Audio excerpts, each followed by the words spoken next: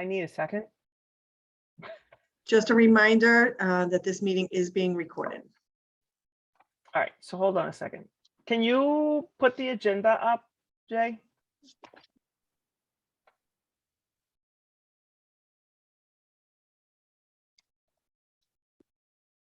There we go. And then, hold on. Is that the same as the slides, Pamela? It is, the slides sorry. based off of that. Okay, got it. Can you do the slides for me? Because it's going to have Candelaria's on there in the budget too. There we go. Let's do that Do instead. the I'm next sorry. one. Next slide. There you go. Okay, so let's commence with this statement. I'm thinking those slides should have been reverted, but that's okay. The trustees of the Boston Public Library reaffirm our commitment to racial equity and to the principles of diversity, equity, and inclusion more broadly. The library is formally committed to becoming an anti-racist organization in response to systemic racism, inequity, and injustice prevalent in our society. We acknowledge also that the Boston Public Library Central Library stands on land that was once a water-based ecosystem, providing sustenance for indigenous Massachusetts people, and is a place which has long served as a site of meeting and exchange among nations. We are committed to land acknowledgements and for all locations at which we operate. We reaffirm this commitment to set the context for our planning, deliberations, and public engagement as they take place from the spirit of welcome and respect found in our motto, free to all. Welcome, everyone. Next slide. Agenda. We're going to do a roll call, approval of the minutes. We'll quickly go through the budget.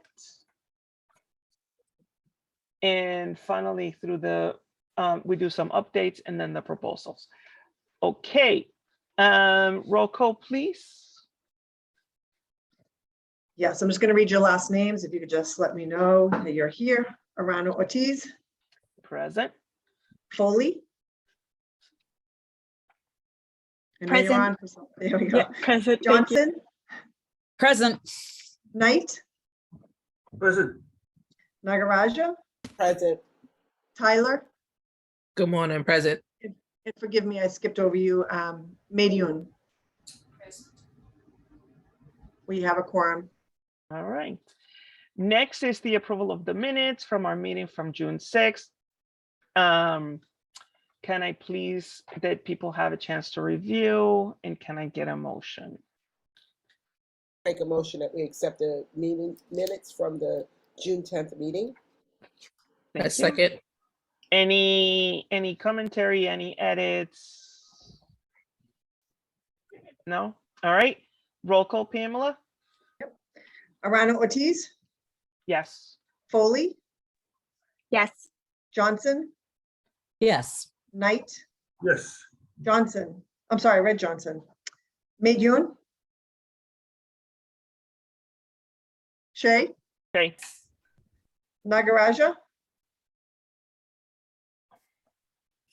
Elizabeth. I'm And sorry, Tyler. yes, I was still muted, yes.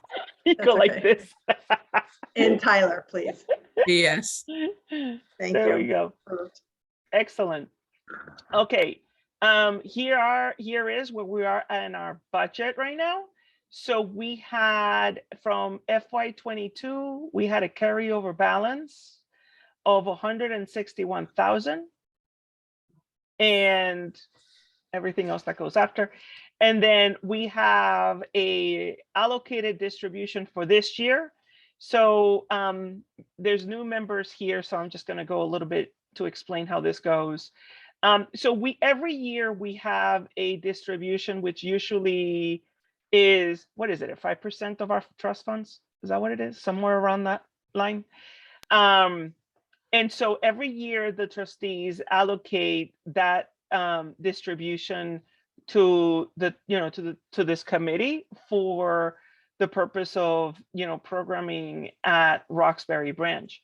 Whatever is not used from the prior year gets carried over into the upcoming year. So this FY22 carryover That's what that is. These are monies that have been just carrying over year. And then they just get added to the balance. And the reason it had never been this high, but the reason it has been this high is because COVID. So we do the normal distribution. We didn't lower the distributions, but we limited the programming during the COVID years. So therefore we have an accumulated balance that has carried over. But it is our disposition to use on this coming year. So the total to be distributed is $273,073.90. Any questions around the budget? Question. Shay, we can't hear you. You're not muted. Is the microphone, is it down or something? Oh, no, I can hear you now. Very far though.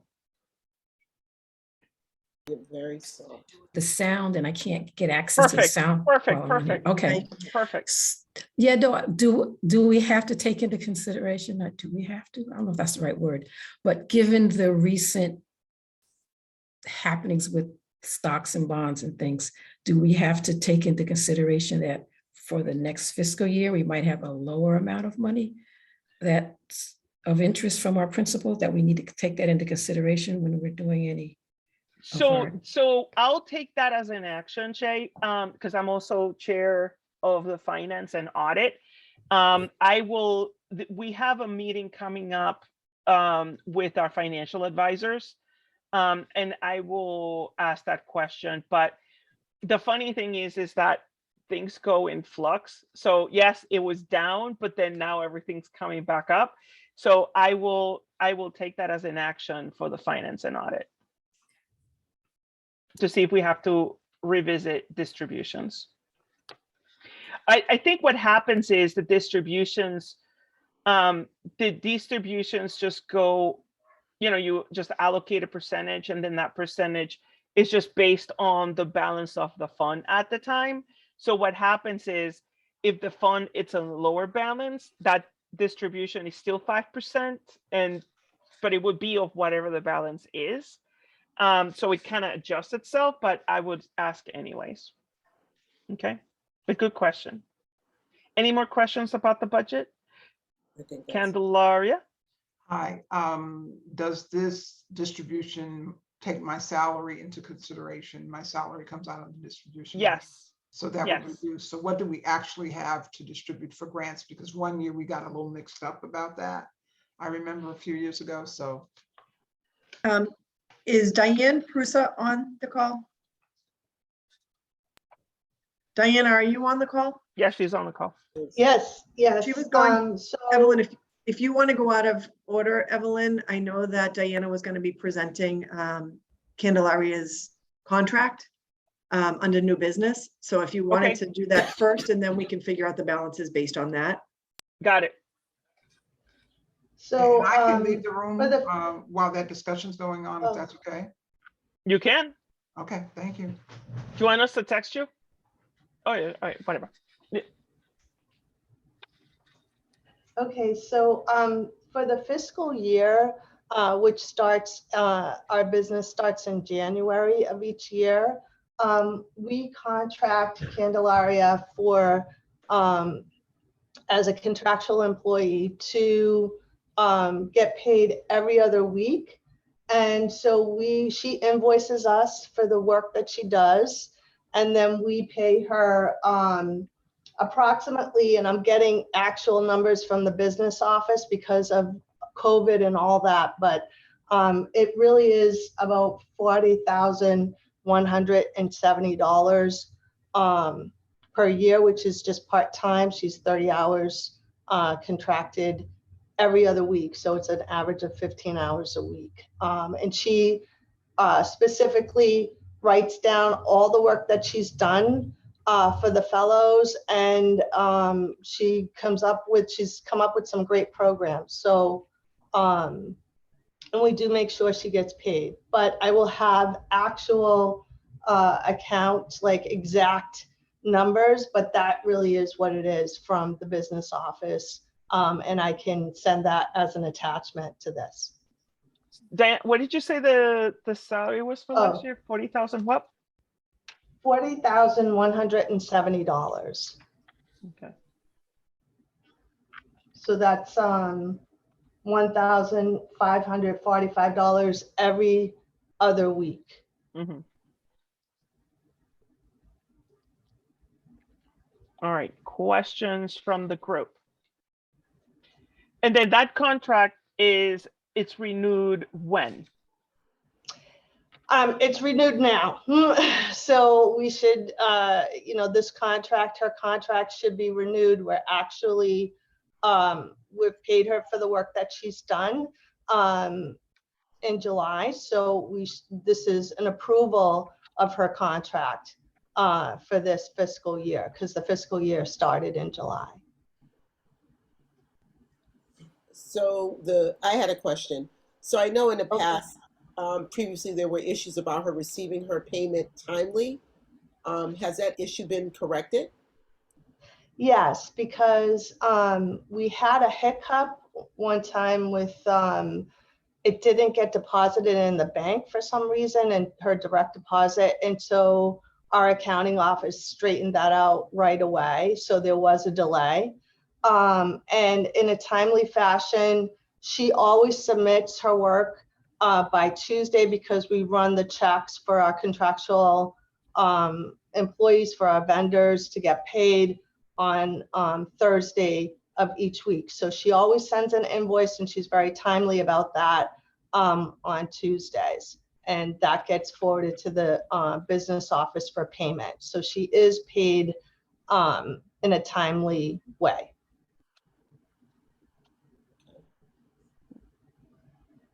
Any other questions? And then, so I'm guessing, Diana, that you're putting a motion in front of this committee to basically renew her contract for the upcoming year. And are we saying, is it the same amount? Is it a different amount? I would like it to stay at the same amount. I mean, she hasn't really asked for an increase. And she's done terrific. I mean, the programs are fantastic that she's doing over there. And she's working hard with the nutrition lab and the partner with Haley House. And the piano recital program that she's done over there is just fabulous. And it's my understanding she's gonna have a proposal for like sewing classes, which have really taken off over there. And we got the kids new, or the participants new keyboards, and we got new sewing machines. So I'm delighted. And she's also gonna do chair yoga. So she's invaluable to the community there, and she's really gone above and beyond in her work. And I see it. I do see it over there. So that's what I think. Representative? Yeah, I was gonna comment on the pay thing. Inflation is a real thing, and I think I obviously would. Candelari's here, so I want to talk about her like she's not here, but like I think it might be worth obviously considering at least going up a little bit. Things are expensive these days, and if we have extra rollover, that's definitely somebody that we should definitely be, complimenting with that extra fund. So those are just my thoughts. Mm-hmm. I just wanted to add my 37 cents to that as well. If she's been receiving this amount of money for the last few years, I was going to ask, what is the process of requesting an increase for this year as we renew the contract? I think that's definitely a conversation that needs to be had, especially with the increase of programs and involvement. I think that's something that should definitely be discussed. Yeah, so we have increased in the past. And it is a decision of this committee, because basically, as you can see, it comes out of the distribution. So we do have the funding now. So with the circumstances of the economy, I would not be opposed to an increase. We just have to decide what that increase should be. But yeah, she hasn't been held flat. You know, throughout the years, there has been increases in the past. What has that increase looked like? Maybe that's something that you can put out to us and we can look at it from that point. So we've done Priscilla might be able to, yes, and Priscilla knows I the was amount. gonna say, Pete Coco yeah. was prior to Diana, so she would have better knowledge of this. yeah, we've done a percent increase. Correct me, Priscilla, I would have to look up my notes, but do you recall what it was? We've done, I think, It was, I will double check my notes, but yes, we did do, I would believe it was 2% increase at that time. And I 100% support a percentage increase for this year. yeah. So what we need to decide as a group, and Shay, you're up next. We just need to propose what the percent increase should be. Shay? I was just going to say, I of course support an increase, but also I just wanted to remind us that there was one year we did not give her an increase. That is correct. But we did give her a bonus. That is correct. That is correct. And we did increase last year as well. And you don't remember how much it was, Priscilla? I was trying to see if I could find that, but I didn't want to delay the Okay. committee. If you give me a minute, I'm gonna try and look and see what we did Okay. based on these notes.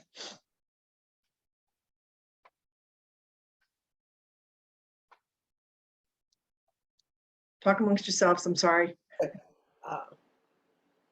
Yeah, I'm looking at my notes too. All right, so because I want to take a vote, so we basically are going to vote for Candelaria to remain. We just need to decide what's the percentage increase. And so I think it has been, and I can just be general, and then Pamela can confirm what she's looking. It has been between, I want to say between 2 to 3%. I don't think it has exceeded 3%. I don't think. So are you all looking to me to propose a percentage? Yes, we are in no Yeah, work it sounds from there. it sounds like Is that how it goes? Is that how it goes? We'll work from there. yeah. Okay, so since we've done 2 to 3%, and actually I'm looking, I'm just gonna be completely transparent and honest. I consider, based on what I've received personally on merit increases of my personal, this year my company did, they did between 3 and 4%. So I proposed a 4% increase. And anybody has any different opinions? Yes. Sounds good. I think that's, I'm in I agreement. think that's great. With my employees, that's where I'm at about as well, so. Okay, That sounds good. that sounds Yep. good. I'm sorry, I couldn't find the paperwork. That's on fine. short No notice. worries, Pamela. Do you want me all to read what I would put in the vote Yes, for please. you? Yes, So it please. would say basically that the Fellows Athenaeum Trust Fund Advisory Committee vote to approve a contract with Candelaria Silva Collins at the address on file for the FY23 year for the billable hours as agreed upon with a 4% increase. Yes. Okay. Perfect. All right, so that being said, we take a vote. So roll call. No, I we're need you to assuming approve that it. she's interested to continue, but yes. But you also, she is interested because she left the room. I told her that the contract was going to be voted on, but I also need you to, you guys need to, with the vote, you need to duly accept it. That's what I'm second. saying. We need to take a roll call. Oh, so do a motion, you're saying. Sorry, So, yes. okay, so do a motion to vote Candelaria as a contract project manager for next year with a 4% increase to the current amount with the same hours as last year. Is that the motion? That's the motion. I second the motion. All right. And roll call for a vote. All right. Arana Ortiz, Yes. Foley, Yes. Johnson, She said, yeah, Elizabeth? I don't think she's muted. Elizabeth, Yes. Knight, Yes. Mayhew, Yes. and Tyler. Yes. So moved. Okay. I'll text Candelaria to come back in. All right.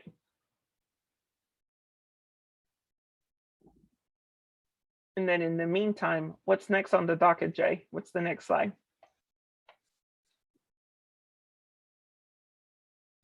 Oh, Priscilla. No, Priscilla and her update. Okay. So good morning. I just want to say that as we've started transitioning out of the COVID restrictions, we saw a tremendous increase in foot traffic program participation and computer use at the Roxbury branch and throughout the library. And it is very exciting to see such a, the busy animated space at the branch, and Alan and his team and Kendall do a fantastic job over there. And we just, it's very apparent to the community as they're just like keep coming in waves and waves. So we're really appreciated that.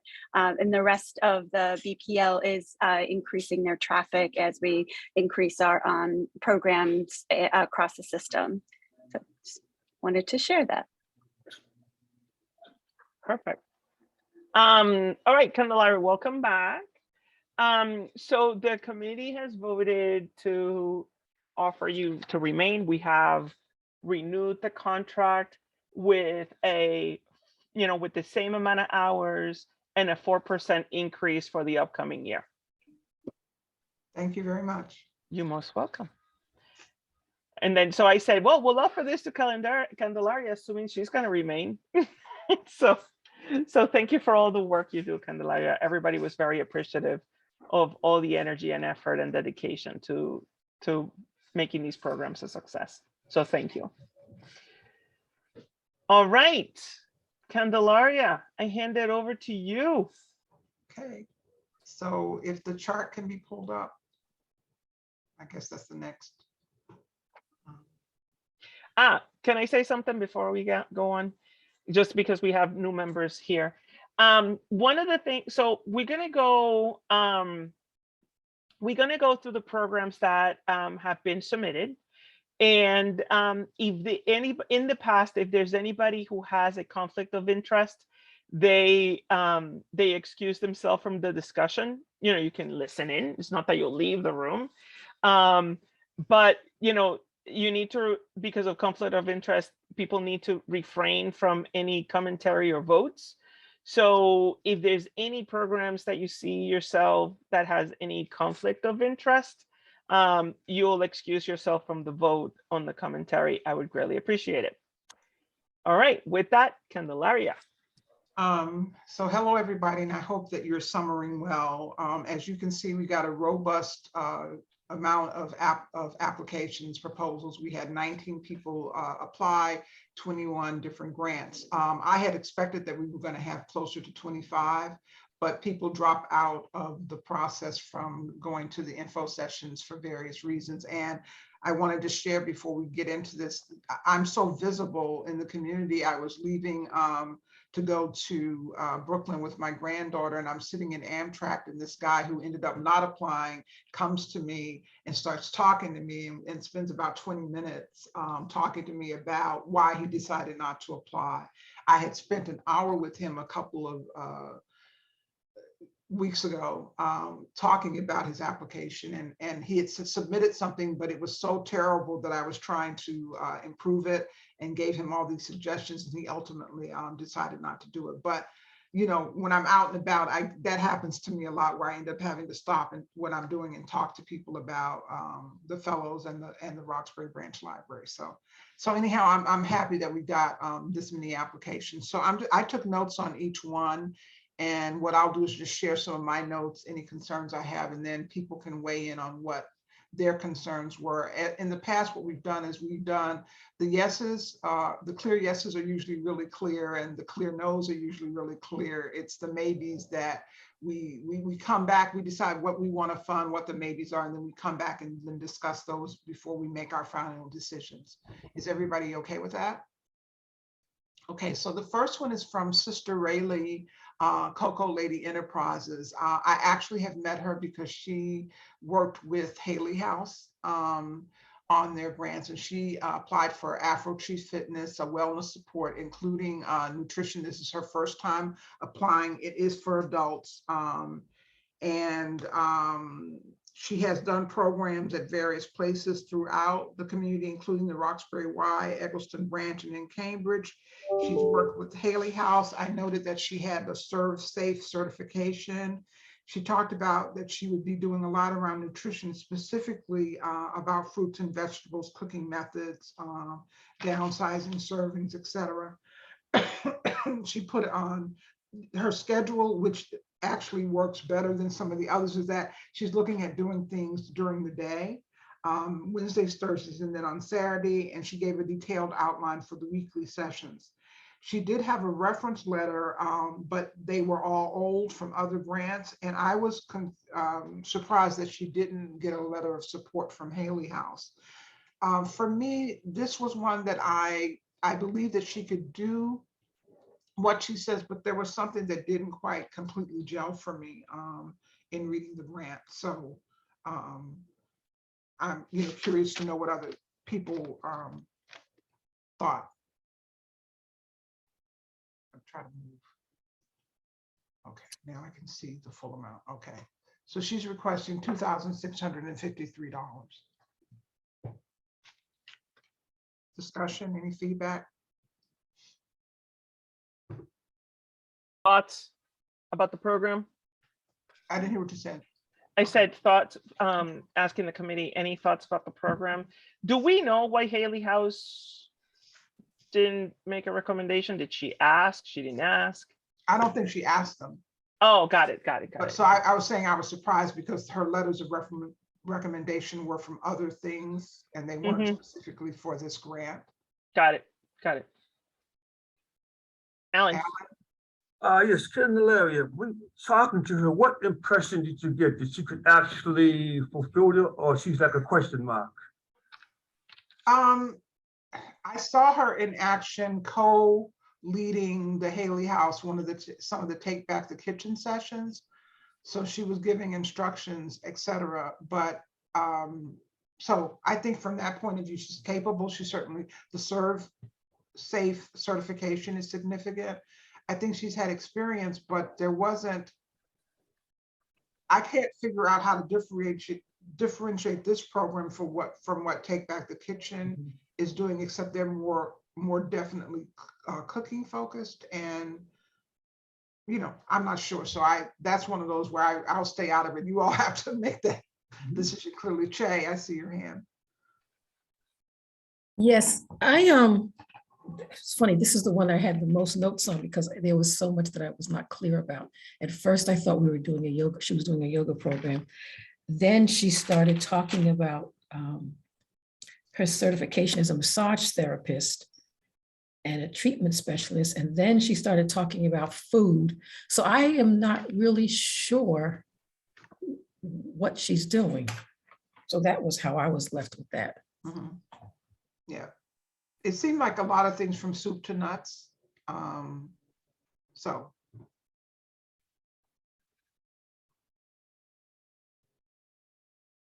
If I could chime in, I think wellness is always important, particularly now during these times. So I would give it a thumbs up just off of that. But the other things that we're considering, not really sure, but I think wellness initiatives are very important. Okay. I would recommend we put it in the maybe column because we do have some other things that are sort of in that category as well, and then we can come back.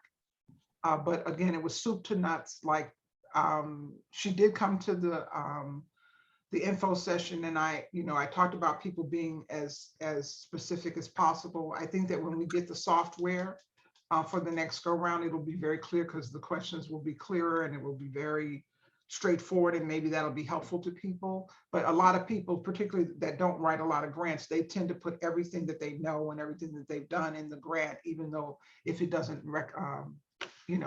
fit. So let's put a maybe by her and move on. Okay. The next applicant is Blanca Bonilla, and she's with the Latino Pioneers. She's proposing an exhibit and a screening, as well as to reprint and update a magazine and distribute it. And she's proposing it fairly shortly, asking for $7,000, and it will be appropriate for all people, middle school to adults. She wants to open on October 3rd and have the film on October 17th, which is a Monday. Her exhibit has previously been in the Mayor's Gallery at City Hall. She's very experienced and credentialed, and a founding member of the Boston Arts Academy, worked with Wheelock Family Theater, worked with Street Feet, and had good letters of support and a resume. So I felt this was a strong proposal.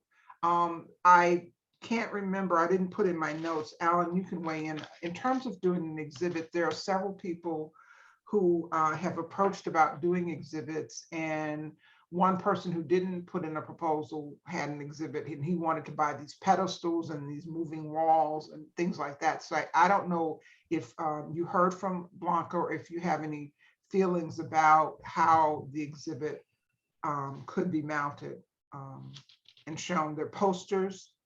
So she wants to print posters of Latino pioneers.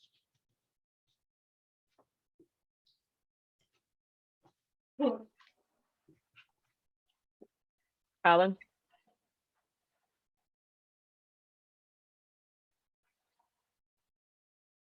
Alan? Priscilla or Diana might be able to respond in regards to that too, with hanging up posters and. Yes, there is, sorry, I was trying to figure out my hand, apologies. There is a space for people, a rail that it can hang poster, like they'd be able to hang framed posters on, and that would probably be, and that's up on the upper level on the second floor, and it would probably be less intrusive than having easels around, because then people can actually like step back and look, and it wouldn't need to be taking up an entire room for that times, because as we know, that community room is very well used and loved. But so there is a way to do it. It would just matter of like how they're framing. Yeah, I think that as I remember it, she wants to, if she's showing the film and she's distributing the magazine, she probably wants that to be, the posters to be visible in the same room. I don't think they have to necessarily be permanent, or I don't know if there's a possibility of her taking people up to see, or telling people where the gallery and the posters are there. But for me, it would be really helpful going forward if I could have the number of posters that people think, or how, the measurement of the walls. So that would be something I could share in an info session. But having said all that, reading through her stuff, I think she's very, she would be flexible and would be able to adapt. So I don't know if there were any other concerns anybody had in reading this proposal. I just want to make sure that then the works are removed, because it is a rotating gallery. That's really that's the other piece. Yeah, so that would be through the library staff to say, this is when it'll be up from this time to this time. And then in terms of our flyers and stuff, that can be, so if the exhibit is separate from the programming, that could all be mentioned. Yes, Che. Yes, I don't have a concern, but I just wanted to acknowledge that I did like this one a lot, and I was happy to see that Miriam was involved in that work. She does good research, and she's known across the country. And a suggestion that you might want to give to them if they are granted this grant is that they have a lot of these Latino newspapers as part of their outreach. It might help them also to include, organizations like High School Task Force, Sociedad Latina, because I see that they have EBUB. There are some more in the city. They would probably want their young people to come and be a part of this. Yeah. And then one other suggestion would be, looking at some of the different housing developments that have resident services coordinators to see if they can spread the word out and maybe have groups of people come from their complexes. Okay. So are we ready to take a vote on this one? Would somebody? Any Alan. commentary? Yeah, any other commentary? And I abstained from the vote because actually my daughter did some of the sounds for her. I know Blanca for many years, so I abstained from the vote. Okay, Alan? My question is, the exhibit is something separate from the documentary screening. So she's doing two separate parts. She wants to have exhibits hanging from our gallery for whatever time we determine. And then she needs the, like, the community room for the documentary screening. Now, is there something ongoing with this documentary screening, or? No, it would be a one-time event. Okay. I'd like to say I support this. It's definitely very fitting. You have Latino Heritage Month coming up, and I think that the timing, I know it sounds like a short crunch, but it's definitely very timely. And I think that a lot of folks would definitely appreciate this exhibit. So I would support this for sure. So is this ready to have a vote? All right, so we take a vote. Yes.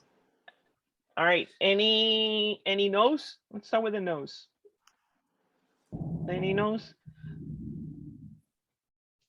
You don't need a roll call, Pamela, do you? I just need to say this is a yes. Okay. But you know what, honestly, if everyone just, I get it. Just if everyone just says it, I can Okay. note it. All I just right. wrote down that you abstained. I do I want the yes and abstained, no's. but I got no no's, so everybody is a yes. Yes. Gotcha. And can I comment now? After you all voted? She did the screening, and actually I did the opening remarks at Central Library, and I didn't think that she was going to fill up the RAB, and she did. So it was, and all the pioneers were there. One of them had passed. It was phenomenal experience, and I had an opportunity to advertise the services that the library, because many people don't know what we offer, and I took that as an opportunity. But it was a great event. It was very successful, so it would be very successful at Roxbury. So I just made a note of that maybe I might even suggest that she have two screenings, even if it's done on the same day. If you Rab Hall, that's a lot of people that could come. So it might be possible that we could do two showings or something like that of the film. Yeah, she did one. I can't remember when it was. I think it was in May. I think it was in May or June that she did the RAB. Okay. So moving on, the next application is from a returning applicant named Faith Johnson. Her program is Creativity and Meditation. And she has art creating activities and meditation. It's for adults and seniors. She's asking for $2,619.69. She has done workshops for us, and they were very well executed. In fact, another applicant attended that workshop, Michelle Coleman. She does watercolor, abstract drawing, collage. There were at least one member of the Friends of the Roxbury Branch participated. Helen Guilford, I know, was one of the participants. She was very experienced, had strong letters of reference. So I don't have anything negative to say about my experience working with her or seeing. I dropped in 2 or 3 times to the class. Mm-hmm. And I even have a painting that I did, and I don't do watercolor or painting very much, but I have one that I created in the class that I keep nearby. Yeah, and as I recall, Candelaria, reports that you've given about her, they've been successful sessions. Yes. You know. That was what I was going to say. And also I think you shared pictures from one of these activities, and you can see from the looks on the participants' face that it's really enjoyable. So I'm all for this one. All right. Any questions, any concerns, observations? Okay. Oh, there it is. Yeah, there it is. And it really did calm you down. You know, I went thinking I was going to observe to the side, and all of a sudden she just drew me in, and I sat there, and for that period, you know, Harmony was in my life. Excellent. Yeah. It did what it needed to do. Mhm. All right, any abstentions? Any no's? All right, unanimous, it's a yes. I should say any maybes. Okay. Sewing. So this next program, Leslie, English Sewing 101 for people 18 plus, the amount she's requesting is $9,898.42. She came to the info session. She's new for fellows, but she's actually done classes at the Roxbury Branch Library, which is how they referred her to me and told her about the fellows grant. It was interesting in the proposal how she would call it the Nubian branch, sometimes in the Roxbury branch. I picked up on that. Good description of the workshops. We'll use the sewing machines that the library has purchased. She wants to do Saturday and Monday evenings. And she noted that the manuals are written in English, Spanish, and French, so that she believes even though she can't instruct in a different language, she believes that because you can visibly see what she's doing, that people who spoke other languages might be welcome. And then she also had an idea about receiving a certificate of consideration, and that users could reserve sewing machines to use in the library. I don't know how that would work. That's something the library would have to say. The closing ceremony was the only big thing that I had didn't make sense to me. It just seemed like a lot. $1,000 was a budget amount for doing a closing ceremony. It's not like when a few years ago we did the fashion show. And even that didn't cost that amount of money. So that was the only part that was absolutely confusing to me. And she had a strong letter of recommendation from Fulani Haynes. And I know that the people, I didn't ever observe the sewing class, but I was at the library where people were going into it and rushing in, and they were all very excited and pleased. So Priscilla? Yeah, I know that this has been tremendously popular, which is really exciting. That in Candelaria, your note about the closing ceremony, I do appreciate the idea of the closing ceremony so people can show off their stuff. But I always get a little bit concerned when we're looking at that much that much of money for refreshments. It just seems significant. Yeah. If you were to revisit it, would she look at that, reducing that cost for the, if you pointed out the concerns, or has that already been addressed? It hasn't been addressed. I don't go into that detail until Okay.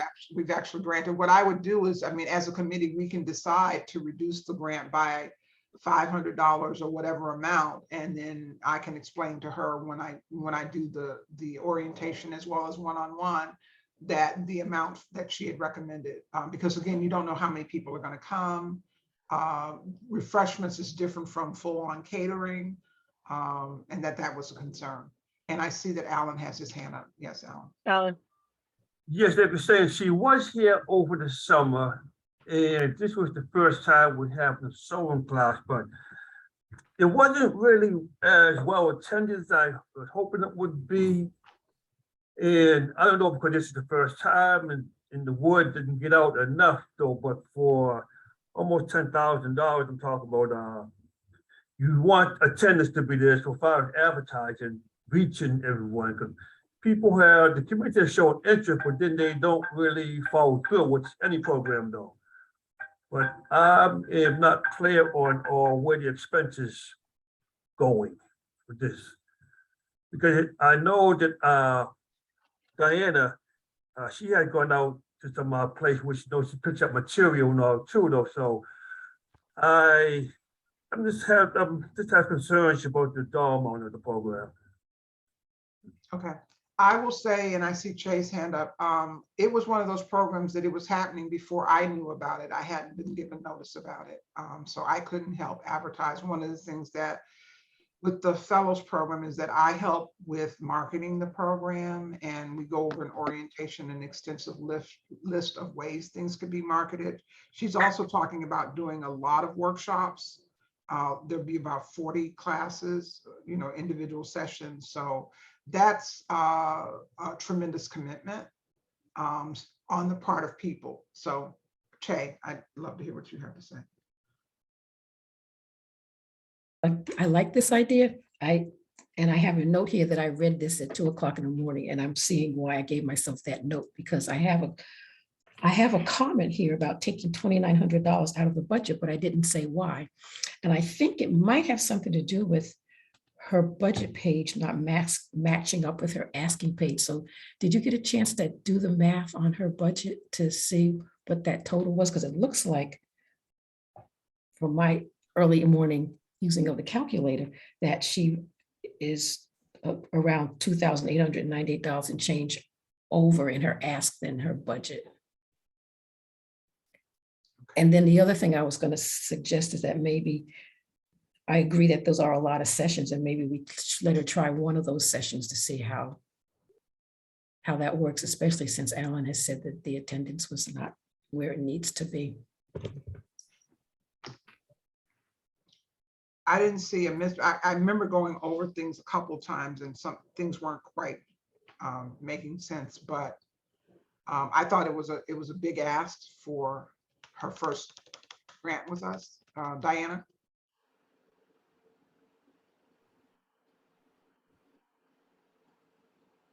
I just wanted to unmute myself. So I think that, I was really delighted that we were able to offer this program.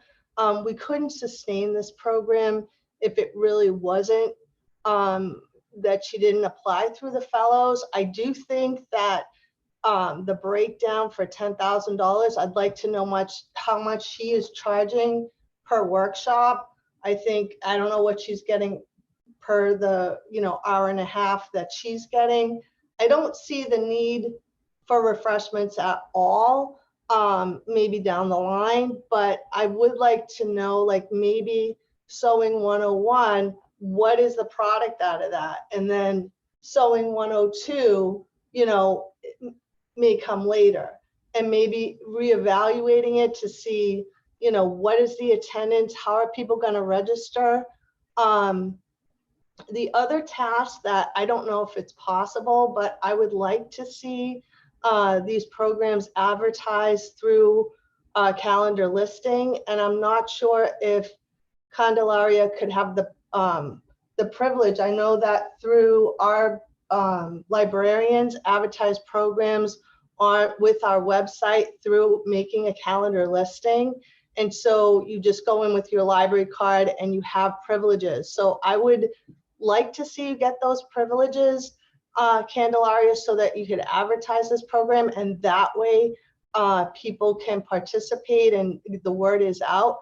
But I do see the need, and I don't know this programmer in particular, but I do see the need, and I know that people are enjoying the program, so they are signing up.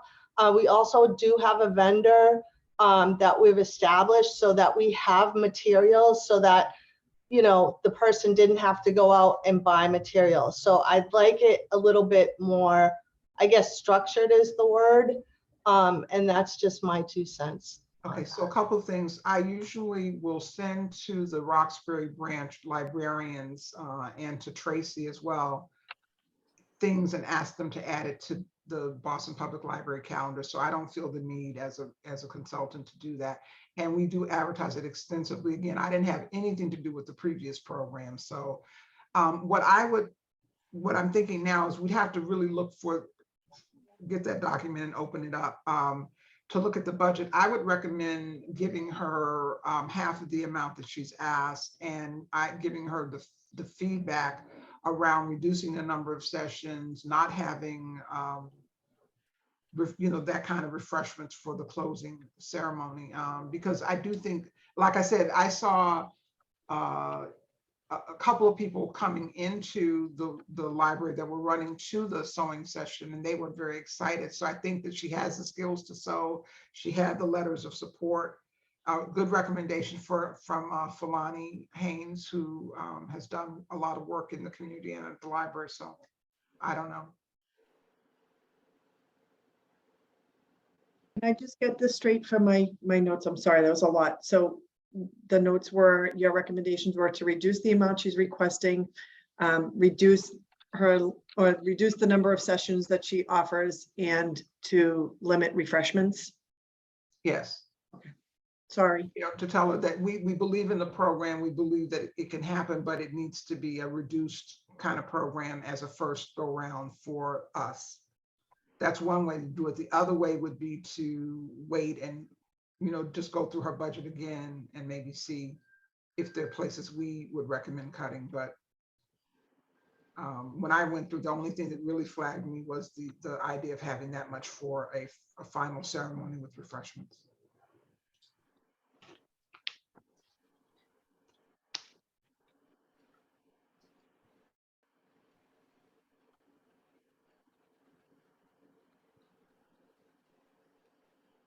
All right, any more discussion? So it sounds like we need to revise the budget for the closing ceremony. And then, so she submitted 1,000. What do we say? Cut it in half? What is appropriate? I think cutting it in half. Okay. And then work on the outreach, it sounds like. Oh, yeah. Okay. So approve with those caveats. So let me take a vote. Any no's? Are you approving for the full amount of the, No, hold on, I'm getting there. okay, So we're reducing it by 500, right? the closing ceremony? The close. What I understood was we were gonna cut the grant in half and offer $5,000. Oh, cut to do the a sewing grant in program. half. I thought we were only cutting the expenses in half. No. The closing. All right, so cutting it in half. I'm keeping track because we never keep track, and then we're like, how much is it? So cutting it in half to 4,900. Yeah, that's funny. 49, 49, 21. And then increase the outreach. So can I get any no's? Any maybes? All yeses? Sounds like. So assuming a yes. Yes, at a revised amount of $4,949.21.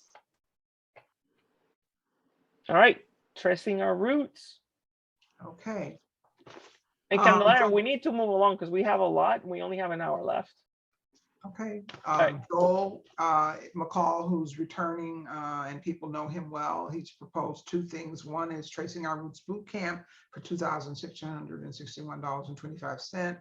The second is smartphone instruction for seniors and beginners for $7,441.25. Tracing Our Roots, every time he does genealogy workshops, they're very popular, well attended. I've gone to see them. The smartphones instruction he hasn't done for a couple of years.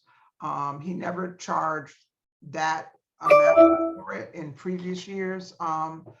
So I don't know, we have to think about, do you think in 2022 that there's still a demand, will be a demand among that group for instruction on how to use phones or not? I think that's the decision.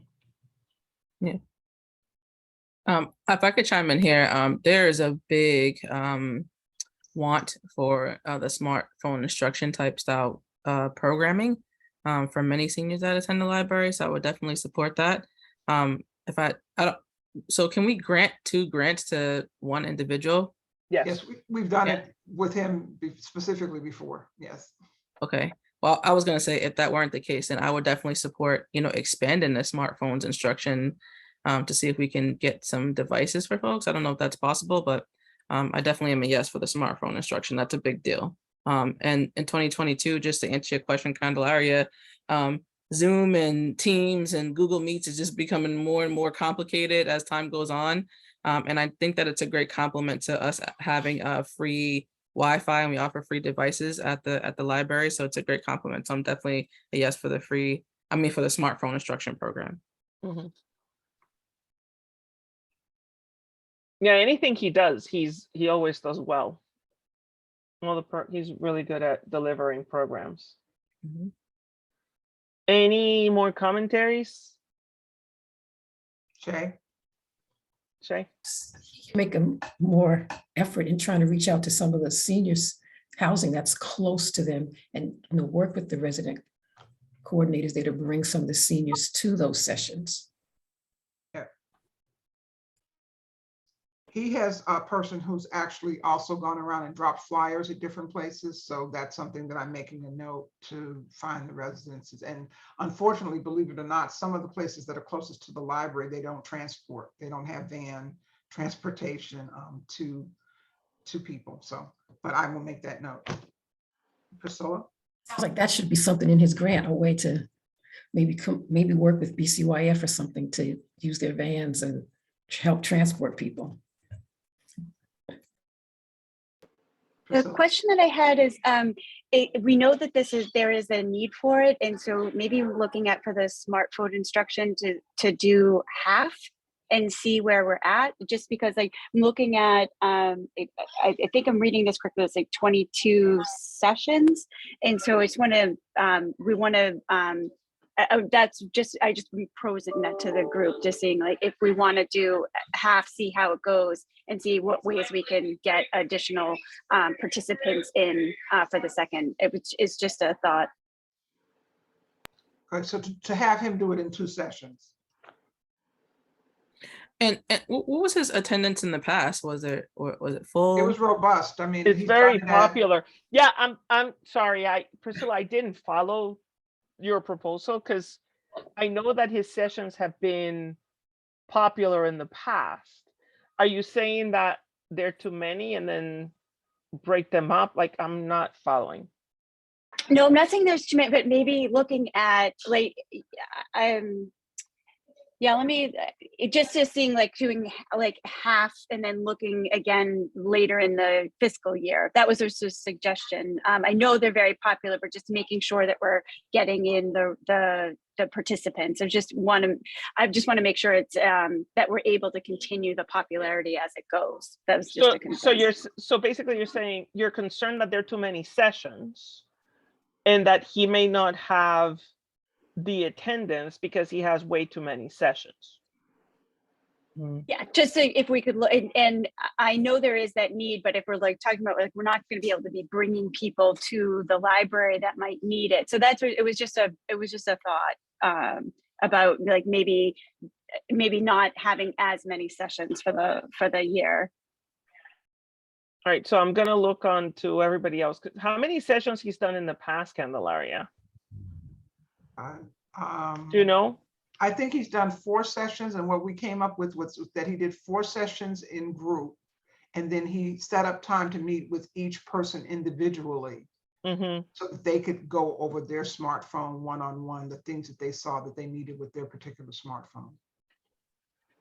So I wonder. Well, then that makes sense. Yeah, that makes sense. I'm sort of thinking of this in a different way, but yeah, I appreciate that explanation, Candelaria. So the 22 sessions are 22 group sessions, or he's saying he's gonna do? Oh, he was not specific. He just said 22 He wasn't sessions. specific, so I can make a recommendation to him that he do 2 different groupings. Session 1 is, 5 sessions with the individual time. Session 2 is 5 sessions with the individual time, or whatever. Yeah, because I understand Priscilla's concern. There's 52 weeks in the year. You're doing 22. That means you're doing a session every other week. So will he have attendance? Will he have enough attendance every other week? Is that too much? Well, I think the need is so big that personally, I wouldn't see what the issue is with attendance. Okay, so I do why don't, like how you're trying to, excuse me, I do like how you're trying to split it in half and like give more folks an opportunity to participate. I really like that.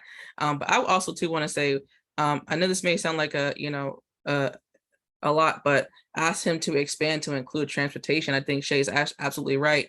A lot of seniors just don't have transportation, and that's why they don't partake in, different programming in the area. So just wondering if we could include transportation in this. And does that even play towards the library's rules? What does that look like? But I would definitely be in support of getting folks there. Shay? Shay? Yes, the question I have is I don't remember reading it in the application. Does the smartphone work also include teaching folks how to use the Zoom on the smartphone and some of the other? Yes. Okay. He does, Because he does a basic class and then he starts tailoring it as he does his entry survey to what people actually in the class need and want. I was thinking perhaps if he put some of that on his flyers, that maybe that will also attract some folks who don't have those skills, because there are folks who are not seniors who don't have those skills, some of those who grew up without computers, but they're not seniors yet. And so maybe that can broaden, his participant base. Okay, Alan? I was just thinking, if we cut down some sessions and made more one-on-one sessions, because even in group setting though, you still sometimes get confused and come out and you need that one-on-one training also. Okay, so what I would have to say to you all is that we have to be careful in deciding for a grantee what their time is. Joel is very busy and he teaches in Cambridge, and I know he set it up where he can make it in, and I don't think we can add the transportation component. I think there's so many rules around transportation, having somebody run that to get people to the program. I just don't think that that's realistic right now. That would be something that you'd have to plan way further in advance. So I'm comfortable with asking him to dice up the sessions in certain 5 to 6 week components with the individual sessions. But I think given his track record, we know he'll make it happen.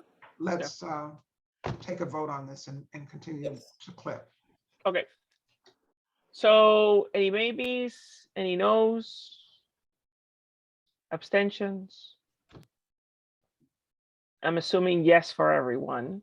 So And yes, that's for both the boot camp and the smartphones. That was my question, yes. Yes. Yes. And no adjustments. No. Yeah, okay. It's a yes. The next one is Maria Cabrera and Brenda Huggins, a poetry alive session, which is 2 1.5-hour workshops for students ages 7 to 12 with parents and caregivers. The amount requested is $2,005. There were strong letters of support. She's worked at the Hawthorne Youth and Community Center and has done workshops there at the Eggleston branch. This was a very simple and straightforward proposal. I felt comfortable with it. So my recommendation is to fund. I agree. I love that it was with caregivers. I think that those opportunities don't always come up, and I thought that was really great. Yeah, we got a lot of COVID learning loss, so anything that can get our children back into academically excelling, I'm all about. Creative writing is definitely something that's on that list, so I would love to support this as well. Second that. All right. Any no's? All right. It passes.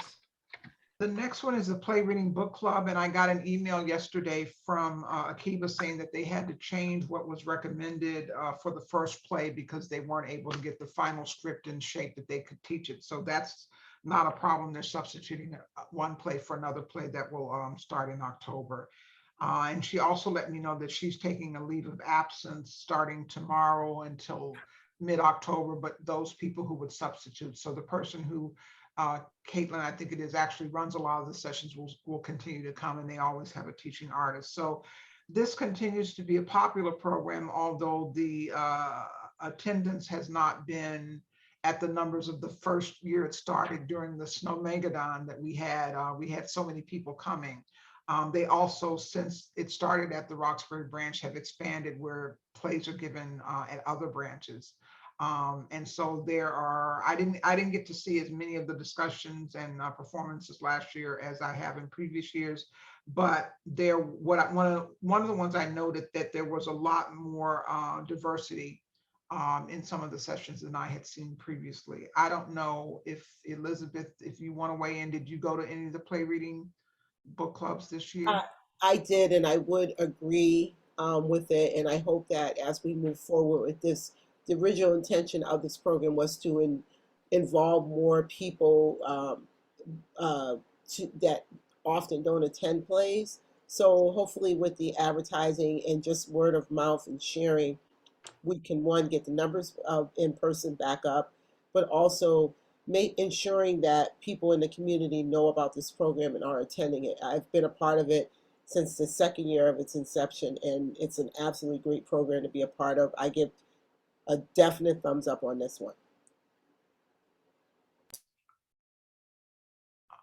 And one of the things that I don't know is if there was any hesitant, the model is that they study the play with a theater educator in training, a graduate student, and then they go see the play in person. And I don't know, I know that there's still a lot of people I know from when I ran the Huntington Community Membership Initiative who haven't gone back to live theater yet from COVID. So I don't know if that's any of the hesitancy, but they have a new development person who I've met and came to the info session, and I will emphasize marketing to new people, but because the people who really love it sign up real quickly, and we have other members of the Friends who also participate. I just want to add my 37 cents to that, along with what Elizabeth said. I joined in, I think it was last year. I think we did, I did one play, and there were other, I think UMass Boston, I think the Eggleston branch were also doing the play reading. And I remember at the event that we had, at the Emerson at the hotel, I was talking to a few people about our location and what we were doing. And they were very envious of the group that we had at the Roxbury branch and thought that maybe they would switch over to where they were to come over for the next branch. So it was a really, really great experience. That was my first time and I really enjoyed it. So I'm wholeheartedly yes for bringing this back. All right, taking a vote. Any more observations, commentaries? All right, any no's? Any abstains? I'm assuming all yeses. Yes, all yeses. The next one is a new applicant. He did come to the info section. Is Darnell Anderson, who's an engineer. And he's planning, he really wants to teach 4th and 5th grade students how to do math and how to understand math without using their devices. And he was he talked a lot during the session about it. He wants to do 8 2-hour weekly sessions with 4th and 5th graders. Parents are encouraged to attend. He had a good explanation of the sessions. He would do afternoons, Tuesday, Wednesdays, or Thursdays from 3 to 6. He would do slow pace and repetition for comprehension. My kids had to do Kumon, and one of the things in Kumon is that they make you repeat until you understand sessions before you move on to something else. So this gentleman was talking that a lot of times kids don't really know their multiplication tables, and so it slows down their ability to figure certain things out. He said that he could serve from 4 to 15 students, and he said that he would, I don't remember if he put it in the grant, but in the info session, he talked about he would use real world examples like figuring out if this jacket is cheaper with 5% off, or if this is cheaper, with 7% out, and showing them how they'll be able to do that when they're in the store, when they're online very quickly. He tried to apply real world situations that need math. What I was disappointed in was that his letters of recommendations from Friends, they were just very poorly written, and I didn't really get to feel from them anything about the program. I think that it's worth giving it a shot from having met him and from his background as an engineer. But I don't know any more about him. And he was enthusiastic. He did come. And I think that there would be, it would be an important workshop if we can get the attendance. Yeah, this has been a gap. We used to have math classes They And were then they were for preschool teachers and teachers to learn how to do math. Yeah. Yeah. So I'd like since, Uh, yeah, go on. I was Go ahead. I'd like to support this one, but I just want to see if we, so first the number has to change there, it says 400, It should be just for our 4,000. record. There's a Yeah, so zero I'll that's support that. missing. But the one thing I would say is he should go back and upwards one more year, because kids get into, testing and exam school 7th grade. So he should try to see if he can service 6th graders. And then also too, going back a year, 4th grade is when you take the exam for the ISEE exam. So if he can service 3rd graders and 6th graders, we'll probably be doing them a better service on both ends. So I would like to ask him, can he do that as well? Well, the only thing about that is that a 3rd grader is so different from the 6th grader, and sometimes 6th graders don't want to be. So I think that's part of the reason that he narrowed who he would serve, the 4th and 5th grade, because they're closer in age, they're closer in what their understanding is. So I would say as a pilot, I would prefer to do what he wants to do. And then from the pilot, we can decide if he applies for funding again, how it might be expanded. But that's what I know, is that it's very hard and to get those 2 ages, that range of ages, to benefit from the same instruction at the same time. Because I can see that.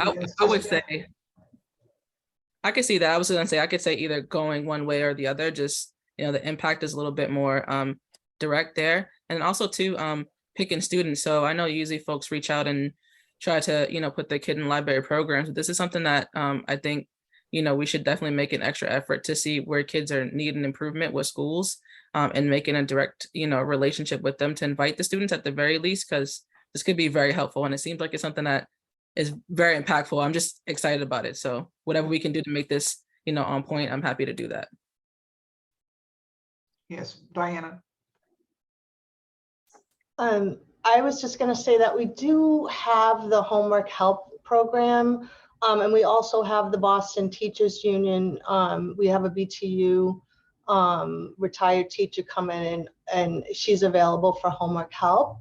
I agree that we should think about it. I would like to expand the age group, instead of 4th, 5th, like middle schoolers, and maybe think about like financial literacy, and expanding it for a different age if it's successful. I do think that math concepts are important, and we certainly want to do what we can for our young patrons. But I would want to see a little bit more, just because we don't want a duplication of programs, and maybe expand it to caregivers as well, because if a 4th and 5th grader comes in, that's kind of young, that's 10 and 11. Oftentimes they will come in, these tweens, with their parents. So if they do expand it, or he does expand it to maybe middle school, and think about a way to outreach. I notice is it $4,000 or $400? What It's is 4,000. There's a 4,000? missing zero. Yes. I'm concerned. I agree with Candelaria that, if you expand it, he would have to create more classes for different age groups. You can't put them all together. I'm concerned that if it's the first time he does it, and then we're already increasing the scope, I would rather, there's a reason why he selected 4 and 5 versus the others. I think what you're identifying is as a gap in other age groups that we may then, I would consider looking for, other, maybe augment with other programs to tackle those groups. I have a question. And Diana, this is for you. You're talking about homework help. This to me sounds different than homework help. I don't understand where you see an overlap. Well, it depends on the time that it's offered. So it's just that when you have multiple programs happening in the afternoon, for kids, I would assume that this is going to happen in the afternoon. You're competing for different things. So if you have the teacher that's offering help, maybe someone, wants to just take this after school program if it's packaged in a way that is just for 4th and 5th graders. I mean, I would like to maybe know the outreach, and I guess my concern is a duplication of competing types of programs being offered at the same time. Well, So that- if you that's had the- this on a Saturday or an evening, Well, Saturdays Sorry. and evenings are our hardest times. I think that we haven't scheduled this yet. So I think that he could even schedule it during a vacation week or something like that as a compact set of things. I do think caregivers are always going to be included, and we'll be outreaching. Like I took Representative Tyler's idea of looking at schools that maybe are having particular math programs. But I do think that there are times when we've had fellows programs that there have been other programs for the same population in the library, some of which I didn't get notification about and didn't know. And it's like we outreach and those people came for our program, and the other programs are outreach and people come from there. So there are going to be times when there's 2 or 3 programs going on that serve a similar population. But I think if this is a pilot, I will be observing. I will give him the feedback when we decide to schedule it. And we'll go from there, and looking at it as a pilot and then figuring out, was it successful? Did it attract the number of students? Because he's really going to be teaching them math concepts that they're going to be trying to do without using a calculator. Right. He's That's like, teaching- yeah, so I think it's problem different. It's not solving. homework. Yeah. Okay. Yeah, it's like, to me, it's like problem solving, Yeah. sort of applied math, I'm going to call it. That's what it sounds like. I have a question. I'll tell you what my only concern is that the group is so narrow. Will he be able to get the participation? That's my only concern. Is like, is it the group so narrow? Will he get, so it's going to really be, I think it's going to be hard on the outreach. And is he going to have only a handful of people rather than a sizable amount? And I would say that is, more than 10 or 15 kids, it's too much. I just don't I know. think we if will he's work gonna hard, get- and I believe that we could get him around 10 kids based on the list that I have of people who've attended the programs that are that age range, and then my own personal list. I send out information and opportunities for children and teens every 2 weeks. Yeah. At the same time, he's not asking for a lot, so I think it's. So I'm willing to try. I like to take it. Yeah, I like to take a risk. Alan, I think Diana was first. I don't know if Diana, you had something, or she just. I think she forgot to lower her hand. Okay. I have the same concerns working in the library that Diana was addressing, because we have homework helpers, 2 students who have to be, these are AB student in high school to go into. And we also have a teacher from the Boston Teachers Union. So most likely, this program would be tried to be run, I'm thinking, on during the weekday after school hours. And the teacher has a set, she can come maybe 1 to 2 a week. And the homework helpers are 4 days a week though. So we are pulling from the same students, because it's not like we have 50, 20, 50, 60, that grade level coming in at one time. So people will be trying to decide, okay, do I want to go this week? Do I want to go to this math concept, or do I want to go to the teacher over here? So, and Alan, I would timing. yeah, I mean, I would argue, if you think about it from your own perspective, right?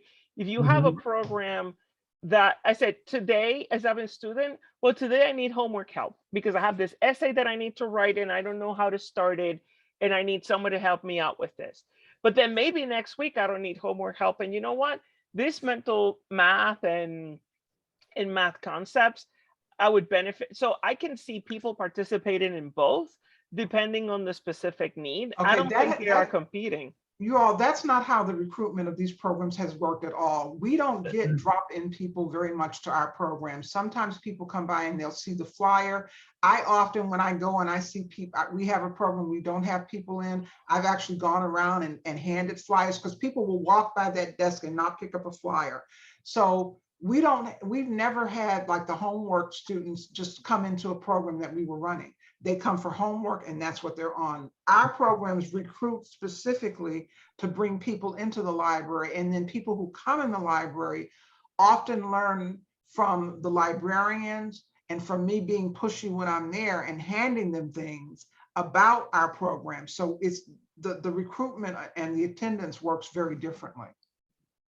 So I do think we will be recruiting specifically for this program, and other people who come to the library will see the flyers and they may join the program and who see our social media posts. But we don't depend on drop-ins. That's not how our programs have worked. I just wanted all of you to be reminded that we still have 12 applicants to go. We only have Yep. 40 minutes. Yes. So Representative. Okay, just really quickly. So with this one, I don't think that any kid is going to sign themselves up for math classes. Right, So the parent we can will. try to solicit to parents and try to do ourselves a service there. And I'll be happy to help with that also. All right, so any no's? No no's? Any abstentions? No abstentions. So is unanimous yes? Sounds like it. Okay. Next. So then the Chess. next one is chess classes. And the Chess Wizards was successful. They're requesting $3,120. They are a national program. The person who taught the chess classes was a community-based person, was very easy to deal with. He came to the info session. I thought he was going to put in his own request, but I think he got intimidated by the fact that they were there, so he didn't. I tried to follow up with him a number of times. And then he talked about putting in a proposal to teach the parents chess. The chess classes, the parents did come in and they were very active. So it was popular. It is hard for me sometimes to deal with the national organization and to get the local person who's above the actual instructor of the class, but it is a popular program and I think its popularity will only grow. I would recommend refunding it. All right. Questions? Yeah, I would be concerned that there are people that have been occupying the space that have been playing chess there forever that aren't. I don't know if they're part of this, so I would put this in the maybe section to see how they feel about it and to see if they want to collaborate before just giving this a yes. Personally, for me, so this is a maybe for me. No, so But we have tried very hard to engage. Some of the gentlemen who play chess in the branch have actually come in a couple of times to the class. Mhm. They have never been willing to put it in their own application to teach chess classes. This chess is a model, a parent, one of the Nigerian parents who's very active in the Nigerian book club, went out and found this organization. And there have been lots of people who have attended. And one of the things that was interesting on one of the Saturday programs, Carlos wasn't there. We had Camila teaching the class and she's from Russia, and she sat down at the end of the class and joined and was playing one of the parents and one of the students. So it's something that I think they have the model on how to do the instruction, and the young Black man who taught the class was very good with the students. They come in ready to go. So I don't think that the guys who play chess there really have anything that they would offer in that sense. All right. Alan? I was saying that the young man who was teaching the chess class last year, he was actually, I mean, he had a good rapport with the chess players, and he was part of this chess whiz, but on the other, he worked through them at times, but then he had his own organization of chess players though. And I just wanted to kind of, did he put in his application to teach chess himself, not through this organization, the whiz chess? No, he did not put in his own application. The organization that hired him and that pays him is Chess Wizards, and they put in an application. He came to the info session, both the one in person and online, and he hasn't responded to any follow-up calls. So I think he decided he wanted to keep going through them. Elizabeth. I just was gonna say, I want to make sure it's important to remember each time this comes up in terms of having the chess class, we do mention the gentlemen that have been playing there, and I know that they like the way they're doing things. And as Candelara said, she has approached them about actually submitting an application for a grant, and that doesn't seem what they want to do. So I don't think we're taking away from them or insulting them in any way by having another chess program. If anything, we're enhancing because it's going to expose it to more people. I'm not a chess player myself, but I think it's a great thing to have there because when you walk in the library and you see the gentleman playing, it does spark an interest, and this is just going to grow that interest. Okay. Well, I just want to interject and say one thing. With the chess players, they cannot have in charge of programming themselves. They have different kind of issues with the forms, as far as query, so they would love to help and teach others, but they just couldn't run the program themselves. So I say my time, then and a parent come by, they're willing to step in and help anyone who wants to learn how to play chess, but they cannot run it themselves. Okay. And they know All right. that. But Elizabeth. I'm all for having the chess come back. Okay. All right. So take a vote. Any abstentions? Any no's? It's all a yes. All right. Musical stories. Okay, Bissia Copeland is someone that I know well. She was a creative entrepreneur fellow from another program that I run, and she runs an organization called City Strings United, which actually teaches violin and cello at 12th Baptist Church. So she put in a proposal for kids ages 7 and up for $3,404 on called Musical Stories, Interactive Literature and Music Learning. She's highly qualified. I like the fact that she connected it to the children's books at the libraries, 6 sessions, 1 per month from December to May. She had 2 good letters of support. I was confused because I didn't really understand what actually kids will come out of the program knowing. Will they have just a general appreciation for music? Are they going to actually learn? It doesn't say that they're going to learn how to read music. So that part was missed. I didn't quite understand. I don't know if anybody got it better than me. Commentary.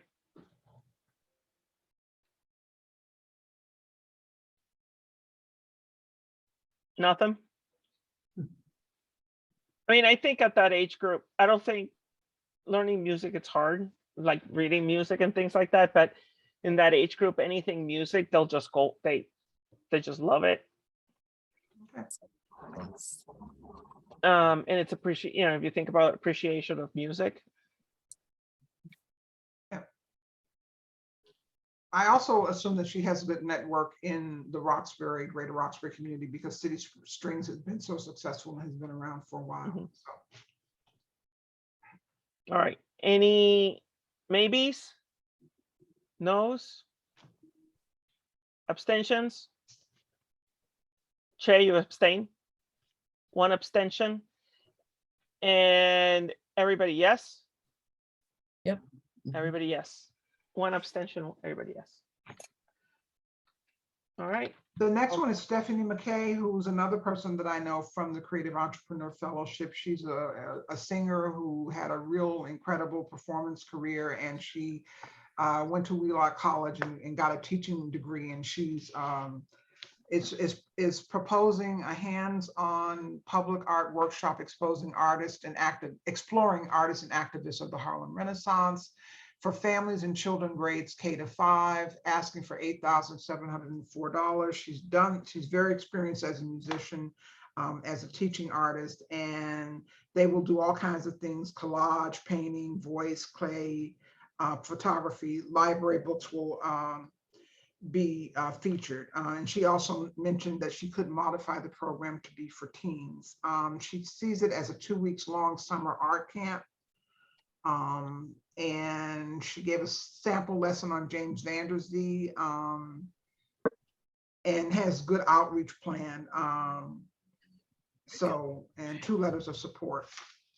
So it's just a matter of whether or not we feel that we would want to have a 2-week long summer camp session, arts camp. And it's going, I believe it was from 9 to 12 or something like that. Oh, I'm sorry, 11 to 4.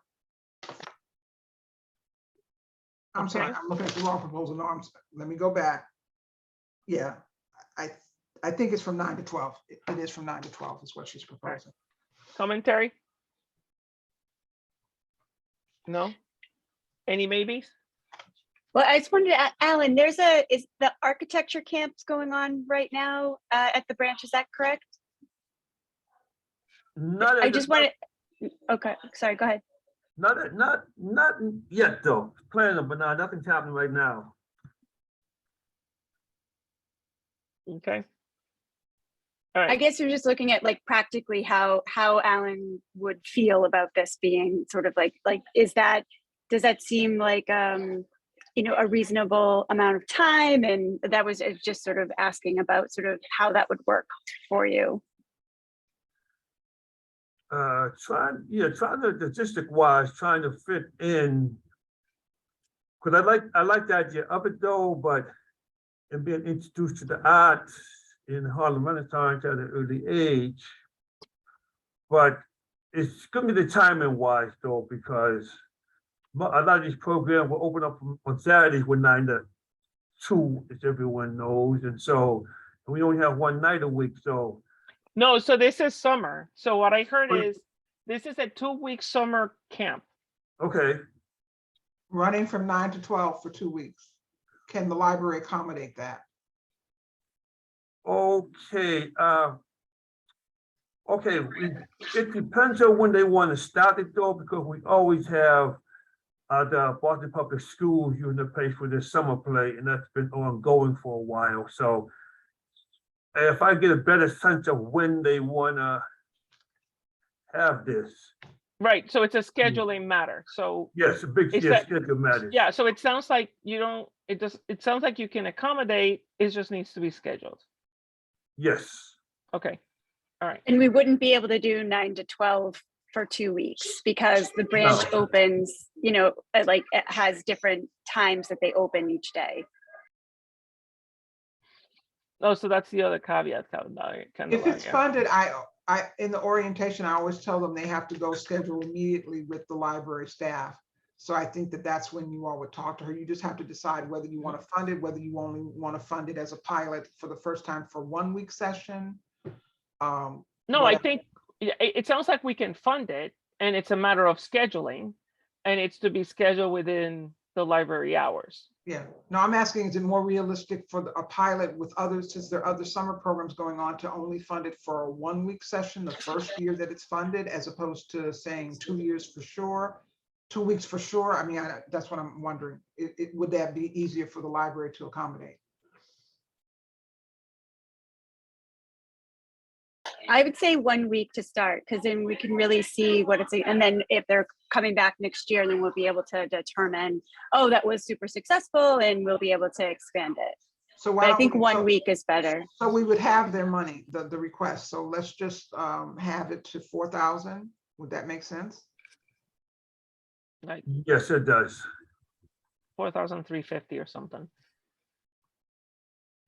All right, so we would give them 1 week and then half the money. Yeah. Yes, All right, anything from the committee? I just have a question. So we're saying we would only fund them for 1 week this year, and then even if that week was successful, would we be continuing to support it, or say come back next year? Come back next year. Okay, just want to make sure I understood that. You can bring it, Bob. All right, any no's? Any abstentions? Everybody's a yes. And that is for half the money in 1 week. Okay, the next one is Deborah Cox, know your rights when interacting with police and law enforcement. She was like a couple of people that I gave a bit of an extension. The person who writes her grants was away, so she had to write it. She was very nervous, but I thought she wrote a good proposal. She's proposing 8 day-long interactive workshops over a 6-month period from January to June on Wednesdays from 11 to 4. She has a whole list of presenters. She does mention childcare provided, and that's the part that I didn't understand. She said that there would be translators as needed.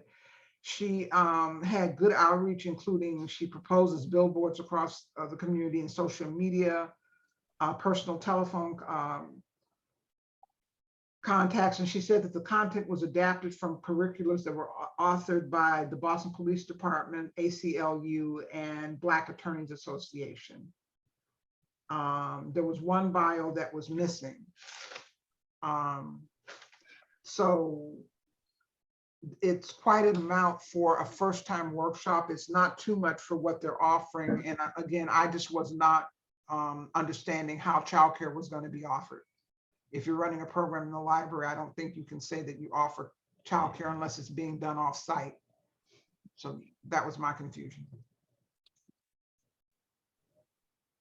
That may be somebody who comes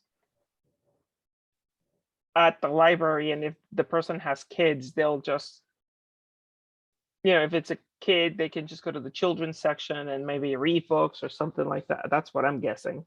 Okay, well, I get it. It's not described, but I would assume. Right, I think it's important to be careful how she's defining how Right. it's going to look, because say, for example, if I bring 3 children with me and say varying ages, how do you manage that? It's always, you have to be very careful with that. I guess she would. 11 to 4 is food, it's all that kind of stuff. So if we decided to fund it, we would have to, I'd be very specific around what we would be saying about that. Representative Tyler?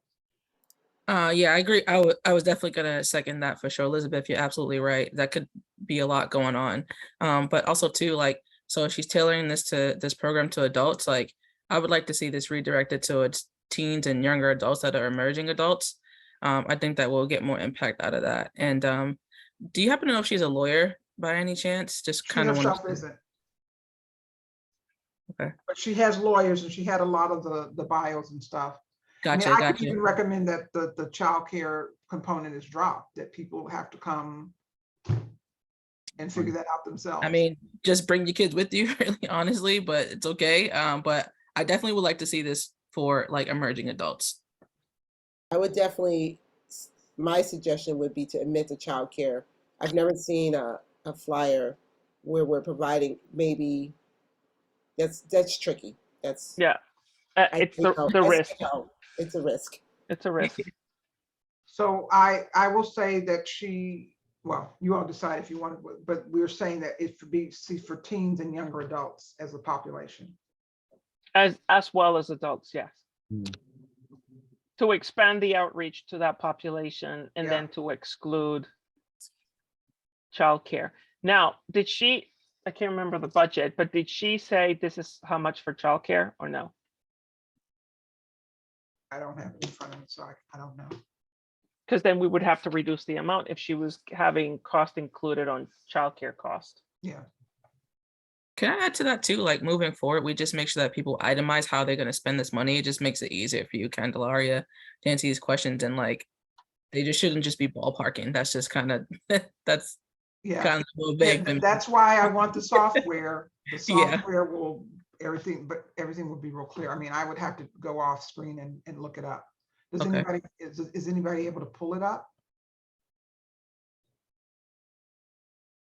And we can continue to talk and come back to it. Yeah, I can try to find it. Between my 2 screens, I'd lost it.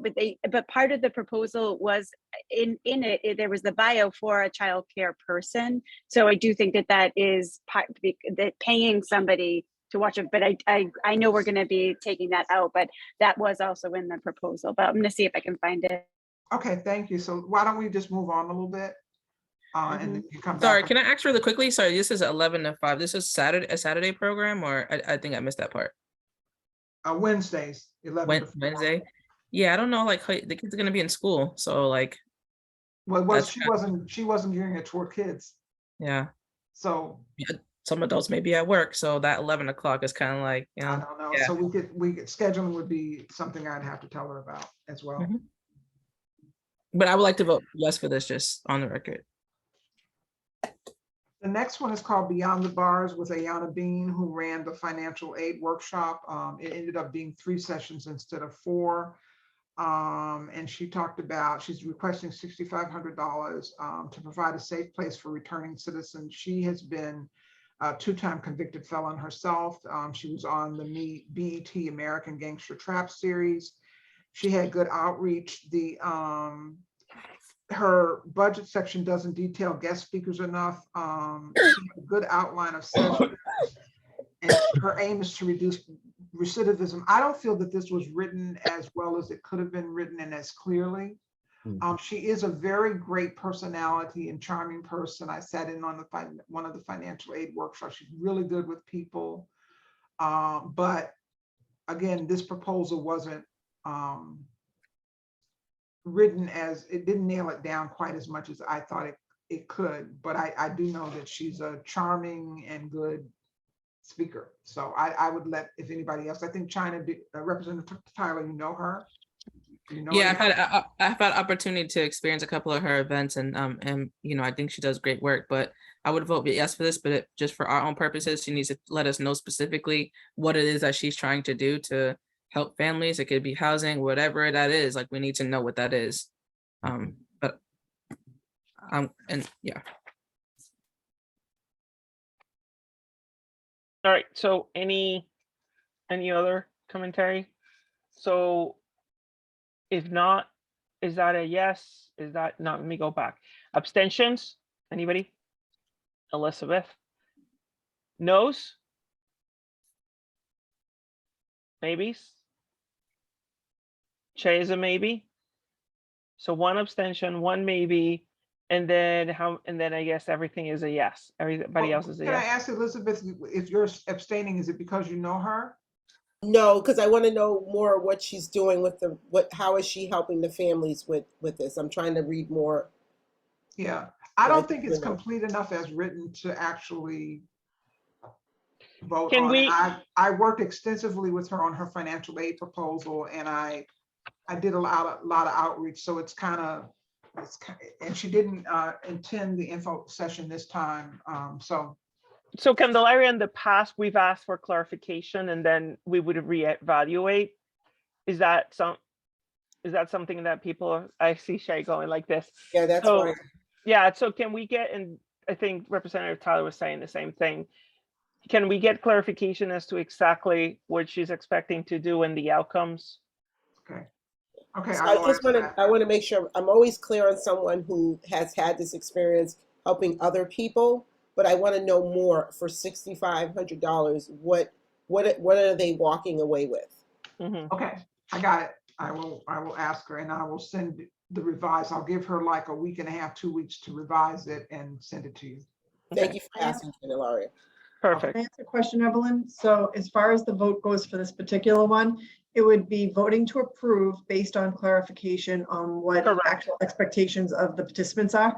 And does anyone want to change their vote, or do I want to keep this that No, it's just, voted? It's just voted to we approve. withdraw the votes. Okay, We withdraw the votes pending clarification. okay. Okay. Thank you. But if Candelaria comes back and says with better clarification, how would you like to approve this application We could just outside of the do it. meeting? Could we do it via maybe a quick survey? We just do a quick survey and people say yes or no? Yep, as long as everyone agrees to write it back to me Everybody and I can agrees get to back that? to Candelaria. Okay, Quick survey, yes or no? Okay. All right, 15 minutes.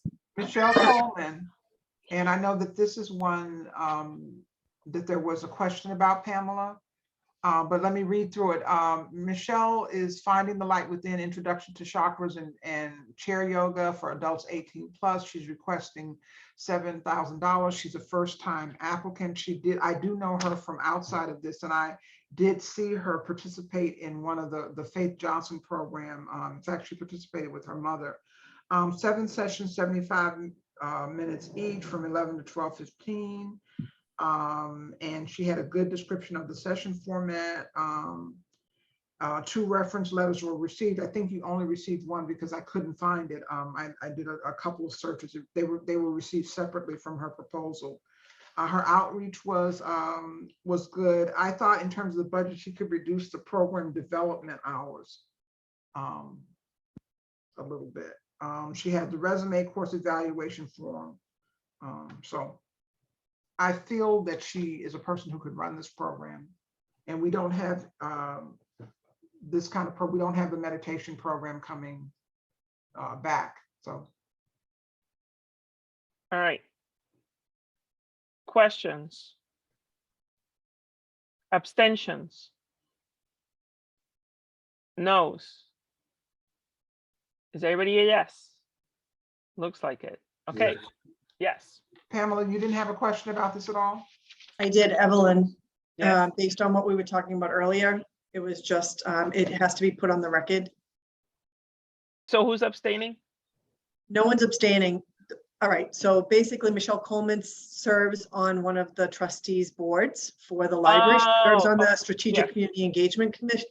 Got I checked with legal just to make sure that it wasn't a conflict of interest. It was just needed to be noted that she has an affiliation, but they did not want your vote to deter you either way, whether yes or no. Just that everyone was aware of that. And she will, if approved, would have to file a disclosure for ethic reasons. Got it. So do I need to abstain then? Because she is part of. I would prefer, especially where you're the chair of that committee. Okay, so yeah, that's right. I'm co-chair of that committee. So yeah, You're the chair now. You are the chair of that committee. Yeah. Oh, de facto, default. Any more committees coming my way? All right, so I abstain then. Thank you, Pamela. I just want to add that I've taken a couple of yoga classes with Michelle and they've been great. I like the idea that she's introducing chair yoga. That's something I am encouraging my 79-year-old mom to engage in.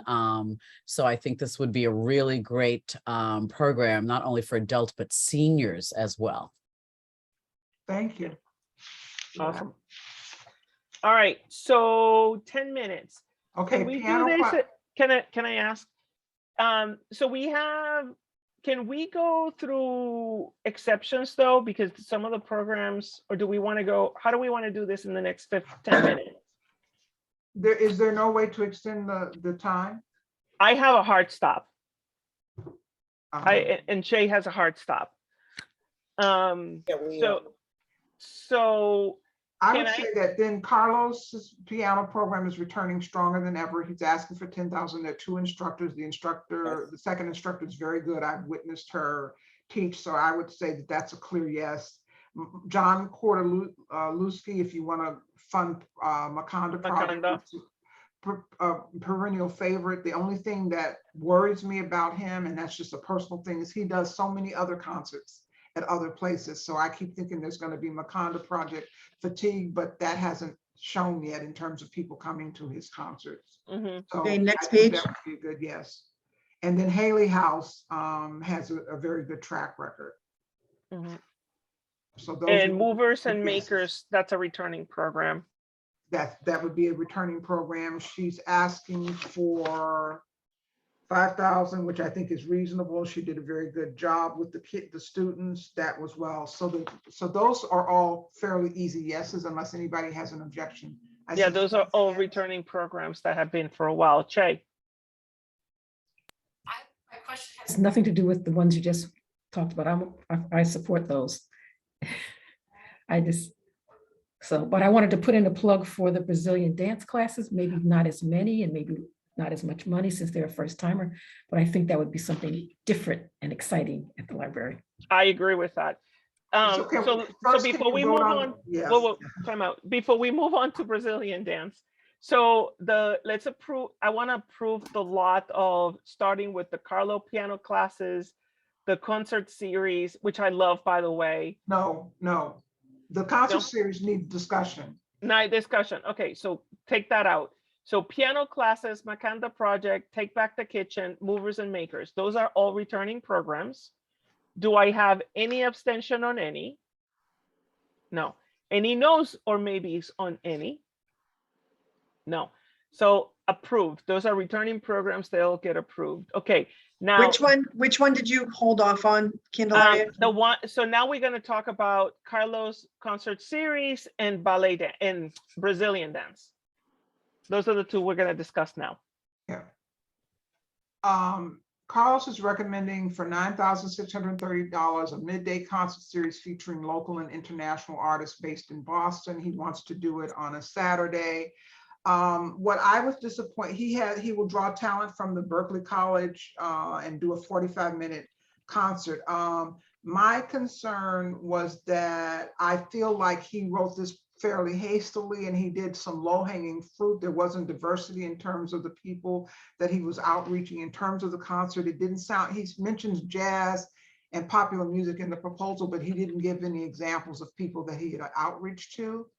So my thought would be that maybe we would fund him because he's such, has been around with the piano classes for long, fund him for doing maybe 2 concerts as a start, and maybe one for the holidays, maybe one in the spring, and then seeing how that goes. As it was written for me, it was kind of off-putting, and I didn't see that I didn't feel that he'd really dug deep to say, these are the people that I would reach out to. So can we take the same approach that we did with Beyond the Bars, where we say, can you provide details?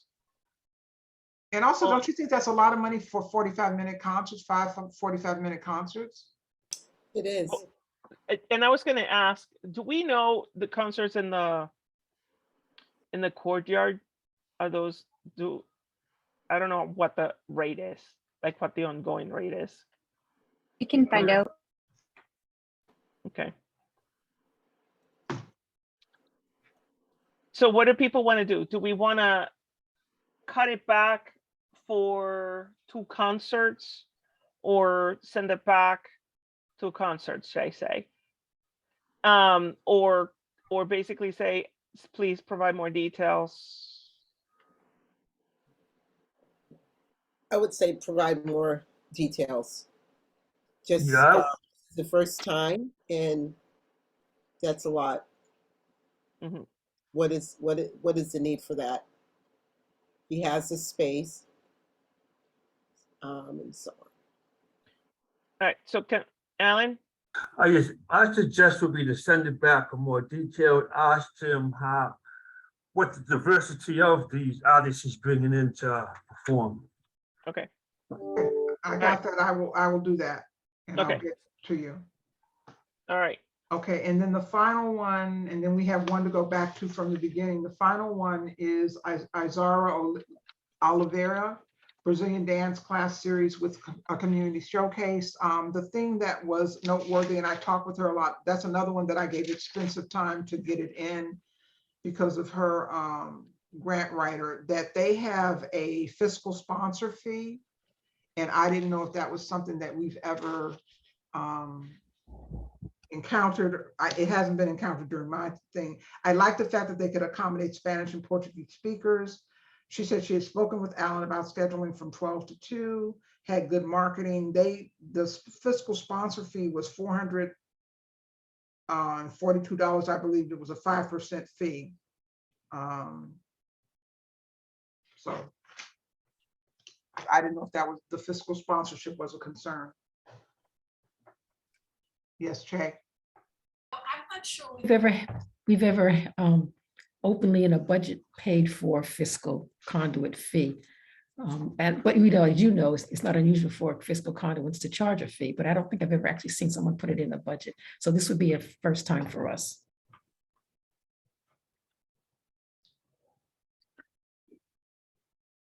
I don't think they can accept money without the fiscal sponsor, and the fiscal sponsor's fee is reasonable. So I just wanted to make sure it wasn't against policy. I didn't know if there was a policy around that at all. Priscilla, I need Priscilla to weigh in.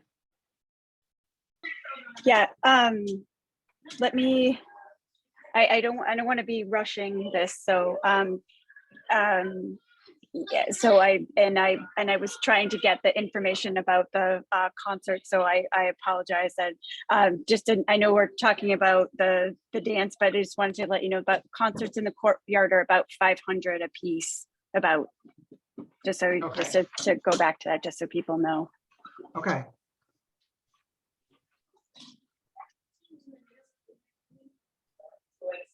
Yeah. Okay, so can we say, so let's do this. Can I get a preliminary vote pending response on this fiscal conduit? I'm gonna say yes. Yes. Okay. All right, so any no's? Any abstains? All right, so it's a yes pending response regarding fiscal conduit fee coming from Priscilla. Okay. All right. All You right, have one that so you have to go back to. we have to go back to Afro Chi Fitness. First one. So we had said a maybe, no applicant, 2,600. I would prefer to ask her to come back another time. As it was written, there's just something about it that doesn't quite jive with me, but if anybody else feels strongly in another direction, I will defer to you. So let me ask you a question. Since we asked other programs to provide clarification, is there any clarification that we need from her? Just, to me, it's just equity. For me, it would be more like it would need to be rewritten. Mm-hmm. And it's not just a matter of shaping it, but that's how I'm reading it. If other people feel differently, tell me and I'll figure out what to tell her. Because I think what I heard was we were not clear. If it's similar to the other programs, we were not clear what the deliverables are. That's what I heard everybody say. Yes. So can we do that, Candelaria? Instead of denying it, can we get, I know, I'm sorry. I'm sorry. Okay. But I don't need you to spoon feed her though. Well, one thing I did hear Candelaria say is that she thought that there wasn't enough meat to this particular one, and that the ones that later on would have more substance to them, like the Brazilian dancing, and there was one other, because she's got it's titled Afro Chi Fitness, and I'm looking that we have the chair yoga, and we have the Brazilian dancing, and I think there was something else that was with fitness. Sewing also. The mindfulness. So when you have something like this that just isn't grabbing us, yes, she can come back, but it may be something we still don't support this go round. If I'm making sense. What I will say is, as I can go back and ask her to beef up the proposal in the ways with specific things. It's hard for really a very community-based person to submit a second application that might also get turned down. So I'll emphasize that. But to be fair, I will do it. Yeah, and she could say, no, I'm not doing it. I'll just do it next year. Okay, I will let you all know. I will write them all between this afternoon and tomorrow. Can I make sure that I got them correctly before everyone jumps off? I have, starting at number 1. So I have voted for better clarifications on the deliverables for Sister Lee. Voted to approve the K. Lindo. Faith Johnson was approved. Leslie English Sewing 101 was to revise her budget for closing ceremony and to cut her grant in half, and then approved. Joel McCall was approved for both. Maria Cabrera and Brenda Huggins were approved. Kathy Arts Emerson was approved. Darnell Anderson, the math one, was approved with some recommendations on his outreach. Julia, the Chess Wizards, was approved. Beth Copeland was approved. Stephanie McKay with the Start With Art was approved, but voted only for 1 week and cut her budget in half. Deborah Cox, how did we vote on that one? I have question marks. She was the 6 sessions for the interacting with police and law enforcement. Was it trying to get better deliverables? Yes. That was, we were trying to figure out also with the childcare. I put questions in them. I put a question, but it might have been that we're looking for, okay, so that one's also, Yana Bean, Beyond the Bars, that was voted to approve. And based on better clarifications on her expectations and her deliverables. Michelle Coleman was approved. Carlos Vargas was approved, but asked for more details in regards to his diversity on artists. The Wakanda project was approved. Abe Gore was approved. Iris Movers and Makers was approved. And then the last Brazilian dance is pending response on fiscal conduit fee. And So with all of Carlos, those, oh, sorry, go ahead. with Carlos, I'm gonna let him know that how much the budget is for the concerts in the Courtyard series. Just Okay. to give him a ballpark figure. He may come in with a different figure. So what I'm gonna do is I'm gonna try and update this list that she gave on like basically what you have, and then send it back to you, Candelaria. You can figure out some of the responses to it. We'll do it back, and then I'll put the vote out again with the survey, yes or no, and then we'll decide from there on. That work? Okay. Thank you. All right. Yay. Yay. Okay. Okay, new business. Anything that we didn't talk about here that we need to talk about? No. No. We don't have any public comment. We don't have people from the public attending. We do not. Okay, and I think we adjourn.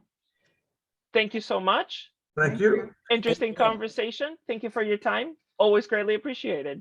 And we'll schedule the Thank next you. meeting based on when you do the approval. Maybe we can put out on when you want to do the next. I'll talk to Candelaria and put out a request. And for I you know guys. that you usually need me to come up with a document for you, Evelyn. Do you have Yes. the date by which you need that? Like the summary, prior to the trustee meeting, so I can do the It's update. October 11th is the next trustee meeting is October 11th, so it would have to be prior to that. Okay, Okay, thank you. Bye-bye. bye. Bye. Thank you all. Awesome. Thank you.